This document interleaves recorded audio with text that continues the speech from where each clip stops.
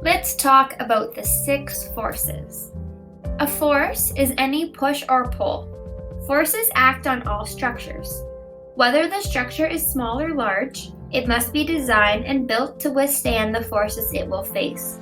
If the structure is not strong enough, it may experience structural failure. If it is too strong, time and resources will be wasted. Understanding forces will help you to design and build better structures. Some forces come from outside of the structure. These are external forces. An external force acts on any object from outside of the object. Gravity, for example, is an external force. There are 2 different kinds of forces when it comes to external forces. Firstly is the static load. The static load is the effect of gravity on a structure. Then there is the dynamic load, and the dynamic load is the forces that move or change while acting on the structure. It is called dynamic because these forces change their magnitude, direction, and point of plane of application over time.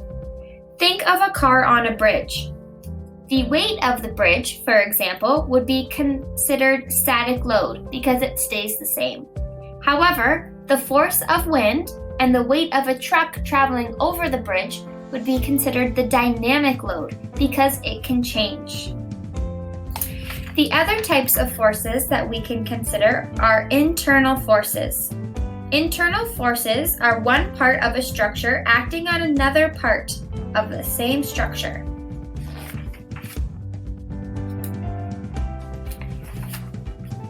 There are 4 different kinds of internal forces. The first is compression. Compression is a force that squeezes or presses something together. Then there is tension. Tension is a force that stretches a part to expand or lengthen. Then there is shear, which is a force that pushes in opposite directions. And lastly, there is torsion, which is a force that twists and turns. You are now all up to date on the 6 different types of forces.